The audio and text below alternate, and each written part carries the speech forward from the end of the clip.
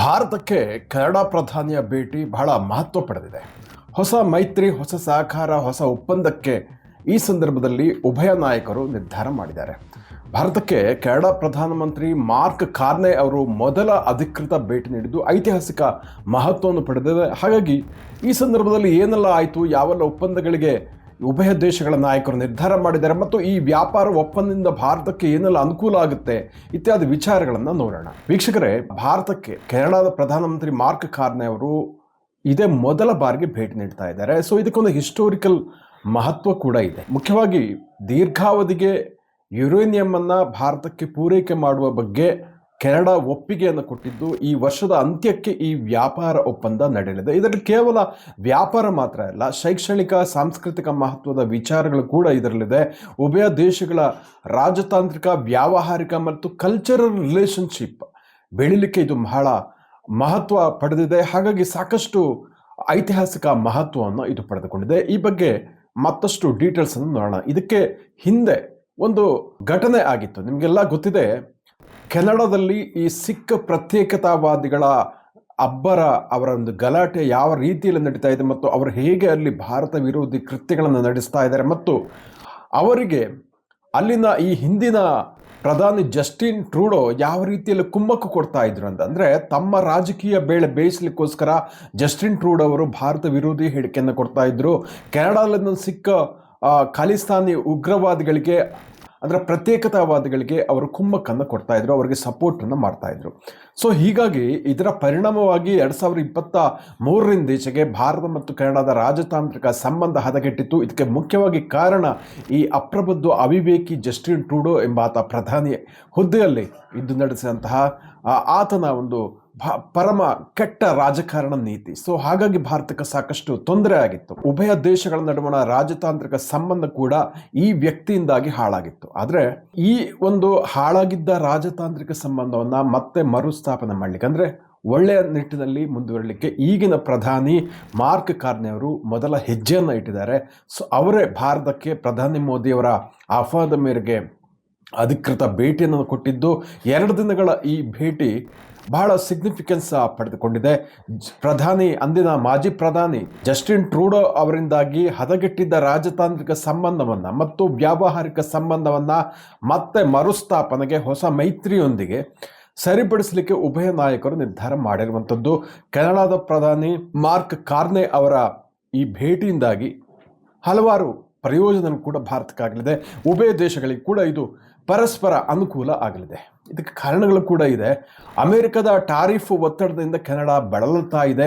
So ಹಾಗಾಗಿ ಕೆನಡಾಕ್ಕೆ ಕೂಡ ಸಾಕಷ್ಟು ಅನುಕೂಲ ಆಗಿದೆ. ಸೊ ಏನೆಲ್ಲ ಹಾಗಿದ್ರೆ ಒಪ್ಪಂದದಲ್ಲಿ ಇರಲಿದೆ ಅಂದರೆ ಕ್ರಿಟಿಕಲ್ ಮಿನರಲ್ಸ್, AI ತಂತ್ರಜ್ಞಾನ, ಸ್ವಚ್ಛ ಇಂಧನ, ರಕ್ಷಣೆ, ಡಿಫೆನ್ಸ್, ಬಾಹ್ಯಾಕಾಶ, ಸ್ಪೇಸ್, ಕಲ್ಚರಲ್ ಆಕ್ಟಿವಿಟೀಸ್, ಟ್ಯಾಲೆಂಟ್, ಹೀಗೆ ಅನೇಕ ಕ್ಷೇತ್ರಗಳಲ್ಲಿ ಪರಸ್ಪರ ಒಪ್ಪಂದ ನಡೆಯಲಿಕ್ಕಿದೆ. ಭಾರತಕ್ಕೆ ಕೆನಡಾದ ಪ್ರಧಾನಿಯ ಭೇಟಿ ಯಾಕೆ ಮಹತ್ವ ಪಡೆದಿದೆ ಅಂದರೆ, ಒಂದು ಕಡೆ ಅಮೇರಿಕ, ಚೀನಾ ಮತ್ತು ಒಂದು ರಿವೈವಲರಿ ಪರಸ್ಪರ ಪೈಪೋಟಿ, ವೈರತ್ವ ಜಾಸ್ತಿ ಆಗ್ತಾ ಇರುವಂಥದ್ದು, ಜೊತೆಗೆ ಜಾಗತಿಕ ಸಪ್ಲೈ ಚೈನ್ ಅಸ್ತವ್ಯಸ್ತ ಆಗಿರುವಂಥದ್ದು, ಅದೇ ರೀತಿ ಉಕ್ರೇನ್ ಯುದ್ಧದ ನಂತರ ಇಂಧನ ಭದ್ರತೆಗೆ ಸಾಕಷ್ಟು ಸವಾಲು ಆಗಿರುವಂಥದ್ದು, ಗ್ಲೋಬಲ್ ಸೌತ್ ವ್ಯೂಹಾತ್ಮಕವಾಗಿ ಸ್ವಾಯತ್ತತೆಯನ್ನು ಬಯಸ್ತಾ ಇರುವಂಥದ್ದು, ಎಲ್ಲ ಕಾರಣಗಳಿಗೋಸ್ಕರ ಈ ಕೆನಡಾ ಪ್ರಧಾನಿಯವರ ಭೇಟಿ ಬಹಳ ಮಹತ್ವ ಪಡೆದಿದೆ. ಸೊ ಈ ಹಿನ್ನೆಲೆಯಲ್ಲಿ ಭಾರತ ಮತ್ತು ಕೆನಡಾದ ನಡುವೆ ಸಮಗ್ರ ಆರ್ಥಿಕ ಪಾಲುದಾರಿಕೆಯ ಒಪ್ಪಂದ ಆಗ್ತಾ ಇದೆ. 2026 ಅಂತ್ಯದ ವೇಳೆಗೆ comprehensive economic partnership agreement CEPA ಇದು ನಡೀಲಿಕ್ಕಿದೆ. ಸೊ ಹಾಗಾಗಿ ಈಗ ಭಾರತ ಮತ್ತು ಕೆನಡಾ ನಡುವೆ $9 ಬಿಲಿಯನ್ ವ್ಯಾಪಾರ ನಡೀತಾ ಇದೆ ವಾರ್ಷಿಕ. ಸೊ ಆದರೆ ಈ ಒಪ್ಪಂದದ ಪರಿಣಾಮವಾಗಿ 2030 ವೇಳೆಗೆ ಈ ದ್ವಿಪಕ್ಷೀಯ ವ್ಯಾಪಾರ $70 ಬಿಲಿಯನ್ ಹೆಚ್ಚಲಿದೆ. ಇದು ಬಹಳ ಮಹತ್ವದ್ದು. ಸೊ ಅದರ ಜೊತೆಗೆ ಕೆನಡಾ ಈಗಾಗಲೇ ಭಾರತದಲ್ಲಿ $110 ಬಿಲಿಯನ್ ನೇರ ಮತ್ತು ಪರೋಕ್ಷ ಇನ್ವೆಸ್ಟ್ಮೆಂಟ್ ಹೂಡಿಕೆಯನ್ನು ಮಾಡಿದೆ. ಇದು ಮತ್ತಷ್ಟು ವೃದ್ಧಿ ಆಗಲಿದೆ. ಸೊ ಜೊತೆಗೆ ಭಾರತಕ್ಕೆ ಇಂಧನ ಜಾಸ್ತಿ ಉತ್ಪಾದನೆ ಮಾಡಲಿಕ್ಕೆ ಅನುಕೂಲ ಆಗುವ ಹಾಗೆ $2.6 ಬಿಲಿಯನ್ ಮೌಲ್ಯದ ಯುರೇನಿಯಂ ಅನ್ನು ಭಾರತಕ್ಕೆ ಪೂರೈಸಲಿದೆ. 2027ರಿಂದ 2035 ತನಕ ಈ ಯುರೇನಿಯಂ ಅನ್ನು ಕೆನಡಾ ಭಾರತಕ್ಕೆ ಸಪ್ಲೈ ಮಾಡಲಿದೆ. ಸೊ ಹಾಗಾಗಿ ಸ್ವಚ್ಛ ಇಂಧನವನ್ನು ವಿದ್ಯುತ್ತನ್ನು ಉತ್ಪಾದನೆ ಮಾಡುವ ದೃಷ್ಟಿಯಿಂದ ಭಾರತಕ್ಕೆ ಇದು ಬಹಳ ಹೆಲ್ಪ್ ಆಗುತ್ತೆ. ಅದೇ ರೀತಿ ಕೆನಡಾವು ಭಾರತ ಜೊತೆಗೆ ಕೇವಲ ಯುರೇನಿಯಂ ಮಾತ್ರ ಅಲ್ಲ, ಜೊತೆಗೆ LNG, LPG, ಹೈಡ್ರೋಜನ್ ಇಂಧನ ಪೂರೈಕೆ, ರಿನ್ಯೂವಬಲ್ ಕ್ಲೀನ್ ಎನರ್ಜಿ ಸೆಕ್ಟರ್ನಲ್ಲಿ ಫ್ಯೂಯಲ್, ಬಯೋಫ್ಯೂಯಲ್, ಹೈಡ್ರೋ ಪವರ್ ಸಲುವಾಗಿ ಕೂಡ ಸಾಕಷ್ಟು ಸಹಕಾರವನ್ನು ನೀಡಲಿದೆ. ಜೊತೆಗೆ IIT ತಿರುಪತಿ ಮೊದಲಾದ ಸಂಸ್ಥೆಗಳು, ಶೈಕ್ಷಣಿಕ ಉನ್ನತ ಶಿಕ್ಷಣದ ಸಂಸ್ಥೆಗಳು ಮತ್ತು ಕೆನಡಾದ ವಿಶ್ವವಿದ್ಯಾನಿಲಯಗಳ ಜೊತೆಗೆ ಶೈಕ್ಷಣಿಕ ಸಾಂಸ್ಕೃತಿಕ ಒಪ್ಪಂದಗಳು ಕೂಡ ನಡೆಯಲಿಕ್ಕಿದೆ. ಸಾಂಸ್ಕೃತಿಕ ವಿನಿಮಯ ಆಗಲಿದೆ, ವಿದ್ಯಾರ್ಥಿಗಳಿಗೆ ಸ್ಕಾಲರ್ಶಿಪ್ ಜಾಸ್ತಿ ಆಗಲಿದೆ. ಸೊ ಇದೆಲ್ಲ ಕೂಡ ತುಂಬ ಸಕಾರಾತ್ಮಕ ಬೆಳವಣಿಗೆ ಆಗಲಿದೆ. ಜೊತೆಗೆ AI, ಕ್ವಾಂಟಮ್, ಏರೋಸ್ಪೇಸ್, ಸ್ಪೇಸ್ ಅಪ್ಲಿಕೇಶನ್ನಲ್ಲಿ ಉಭಯ ದೇಶಗಳು ಪರಸ್ಪರ ಸಹಕಾರ ನೀಡಲಿದೆ. ಭಾರತದ HCL IT ದಿಗ್ಗಜ ಕಂಪನಿ ಕೆನಡಾದಲ್ಲಿ ತನ್ನ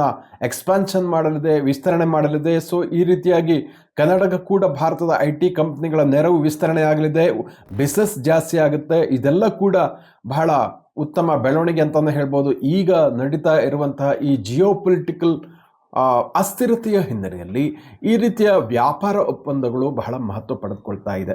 ಸೊ ಇಲ್ಲಿ ನಾವು ಗಮನಿಸಬೇಕಾಗುತ್ತೆ, ಮಾರ್ಕ್ ಕಾರ್ನೆ ಅವರ ಮಾತನ್ನು ಹೇಳ್ತಾರೆ. ಪ್ರಧಾನಿ ನರೇಂದ್ರ ಮೋದಿ ಅವರ ನಾಯಕತ್ವದಲ್ಲಿ ಭಾರತ ಈಗ ಕಳೆದ 1 ದಶಕದಲ್ಲಿ ಸಾಧಿಸಿರುವಂತಹ ಸಾಧನೆ ಬಹಳ ಅಮೂಲ್ಯವಾದದ್ದು. ಭಾರತದ ತಲಾ ಆದಾಯ ಕೂಡ ಬಹಳ ವೇಗವಾಗಿ ಹೆಚ್ಚುತ್ತಾ ಇದೆ. ಹಿಂದೆಂದೂ ಇತಿಹಾಸದಲ್ಲಿ ಕಂಡರಿಯದಷ್ಟು ವೇಗವಾಗಿ ಭಾರತದ GDP ಗ್ರೋತ್ ಆಗ್ತಾ ಇದೆ. ಜೊತೆಗೆ ತಲಾ ಆದಾಯ ಕೂಡ ಇಂಪ್ರೂವ್ ಆಗ್ತಾ ಇರುವಂಥದ್ದು ಬಹಳ ಮಹತ್ವದ್ದು ಅಂತ ಕೆನಡಾದ ಪ್ರಧಾನಿ ಮಾರ್ಕ್ ಕಾರ್ನೆ ಅವರು ಹೇಳ್ತಾರೆ. ಅಂದರೆ ಭಾರತದ ಪೊಟೆನ್ಷಿಯಲನ್ನು ಅವರು ಎಷ್ಟು ಚೆನ್ನಾಗಿ ಅರ್ಥ ಮಾಡ್ಕೊಂಡಿದ್ದಾರೆ. ಜಸ್ಟಿನ್ ಟ್ರೂಡೋಗೆ ಹೋಲಿಸಿದರೆ, ಅವರ ಪಕ್ಷದ ಪ್ರಧಾನಿ ಆಗಿದ್ದರೂ ಕೂಡ ಜಸ್ಟಿನ್ ಟ್ರೂಡೋಗೂ ಇವ್ರಿಗೂ ಎಷ್ಟು ವ್ಯತ್ಯಾಸ ಇದೆ ಅನ್ನುವಂಥದ್ದು ಇಲ್ಲಿ ನಾವು ಗಮನಿಸಬೇಕು.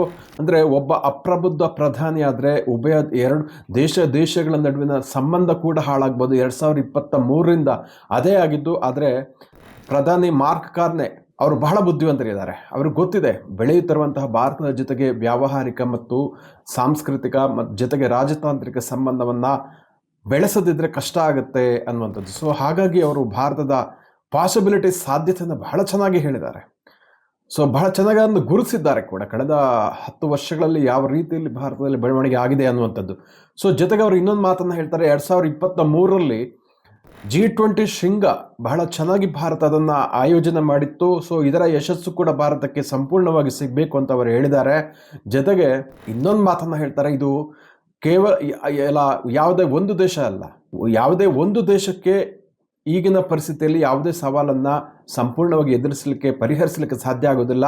ಎಲ್ಲ ದೇಶಗಳು ಪರಸ್ಪರ ಸಹಕಾರ ಮಾಡದೆ ಕೊಲಾಬ್ರೇಷನ್ ಮಾಡೋದ್ರ ಮೂಲಕ ಸಮಸ್ಯೆಗಳನ್ನು ಬಗೆಹರಿಸುವಂಥದ್ದು, ಪರಿಹಾರ ಕಂಡುಕೊಳ್ಳುವಂಥದ್ದು ಬಹಳ ಮುಖ್ಯ ಅಂತ ಅವ್ರು ಹೇಳ್ತಾರೆ. ಅಂದರೆ ಓಪನ್ ಟ್ರೇಡ್ ಪಾಲಿಸಿಗೆ ಅವರು ಬಹಳ ಮುಕ್ತ ಆಗಿದ್ದಾರೆ ಅನ್ನುವಂಥದ್ದನ್ನು.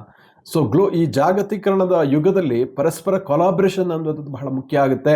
ಅದರ ಹಿನ್ನೆಲೆಯಲ್ಲಿ ಅವರು ಇವತ್ತು ಭಾರತದ ಜೊತೆಗೆ ತಮ್ಮ ವ್ಯಾವಹಾರಿಕ ಮತ್ತು ರಾಜತಾಂತ್ರಿಕ ಸಂಬಂಧದ ಮರುಸ್ಥಾಪನೆಗೆ ಮುಂದಾಗಿರುವಂಥದ್ದು ಮಾರ್ಕ್ ಕಾರ್ನೆ ಅವರು. ಸೊ ಹಾಗಾಗಿ ಕೆನಡಾ ಕಂಡಂತಹ ಒಬ್ಬ ಅತ್ಯುತ್ತಮ ಪ್ರಧಾನಿ ಆಗುವಂಥ ಎಲ್ಲ ಲಕ್ಷಣಗಳನ್ನು ಮಾರ್ಕ್ ಕಾರ್ನೆ ಅವರು ಇವಾಗ ತೋರಿಸ್ತಾ ಇದ್ದಾರೆ. ಬಟ್ ಅವರ ನಡೆ ಬಹಳ ಸ್ವಾಗತಾರ್ಹ ಅಂತಲೇ ಹೇಳ್ಬೋದು. ಅದಕ್ಕೆ ಸರಿಯಾಗಿ ಪ್ರಧಾನಿ ನರೇಂದ್ರ ಮೋದಿ ಅವರು ಕೂಡ ನಾನಾ ದೇಶಗಳ ಜೊತೆಗೆ ಇತ್ತೀಚೆಗೆ FTA ಫ್ರೀ ಟ್ರೇಡ್ ಅಗ್ರಿಮೆಂಟ್ಗಳನ್ನು ಮಾಡಿದ್ದನ್ನು ನೀವು ನೋಡ್ಬೋದು. ಉದಾಹರಣೆಗೆ ಬ್ರಿಟನ್ ಜೊತೆಗೆ ಇರ್ಬೋದು, ಅದಕ್ಕಿಂತ ಮುಖ್ಯವಾಗಿ ಯುರೋಪ್ ಜೊತೆಗೆ ಮದರ್ ಆಫ್ ಆಲ್ ಡೀಲನ್ನು ಮಾಡಿರುವಂಥದ್ದು.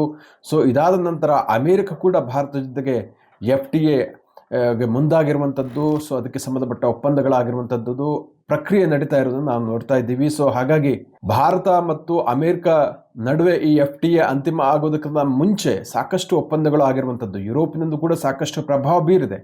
ಇದೀಗ ಇದೇ ಸರದಿಯಲ್ಲಿ ಕೆನಡಾ ಕೂಡ ಭಾರತದ ಜೊತೆಗೆ ವ್ಯಾಪಾರ ಮತ್ತು ರಾಜತಾಂತ್ರಿಕ ಒಪ್ಪಂದವನ್ನು ಮಾಡ್ಕೊಳ್ತಾ ಇರುವಂಥದ್ದು ಬಹಳ ಸ್ವಾಗತಾರ್ಹ ಬೆಳವಣಿಗೆ ಅಂತಲೇ ಹೇಳ್ಬೋದು. ಇದರಿಂದ ಏನಾಗುತ್ತೆ ಅಂತ ನೀವು ಜನಸಾಮಾನ್ಯರು ಕೇಳುವಂಥ ಪ್ರಶ್ನೆ. ಖಂಡಿತವಾಗಿ ಕೂಡ ಏನಾಗುತ್ತೆ ಅಂದರೆ ಭಾರತಕ್ಕೆ ಸಾಕಷ್ಟು ದೊಡ್ಡ ಮೊತ್ತದ ಬಂಡವಾಳ ಹೂಡಿಕೆ ಆಗುತ್ತೆ. ಇಲ್ಲಿ ಸಾಕಷ್ಟು ವಿದೇಶಿ ಕಾರ್ಪೊರೇಟ್ ಕಂಪನಿಗಳು ಇನ್ವೆಸ್ಟ್ಮೆಂಟ್ ಮಾಡುತ್ತೆ, ಭೂಸ್ವಾಧೀನ ಮಾಡುತ್ತೆ, ತಮ್ಮ ಕಂಪನಿಗಳನ್ನು, ಕಚೇರಿಗಳನ್ನು ತೆರೆಯುತ್ತೆ. ಸಾವಿರಾರು ಮಂದಿಗೆ ಉದ್ಯೋಗ ಸಿಗುತ್ತೆ. ಒಂದು ಫ್ಯಾಮಿಲಿಯಲ್ಲಿ ಒಬ್ಬರಿಗೆ ಉದ್ಯೋಗ ಸಿಕ್ಕಿದ್ರೆ ಎಷ್ಟು ದೊಡ್ಡ ಉಪಕಾರ ಆಗುತ್ತೆ ಅನ್ನೋದನ್ನು ನಾವು ನೋಡಿದ್ದೀವಿ.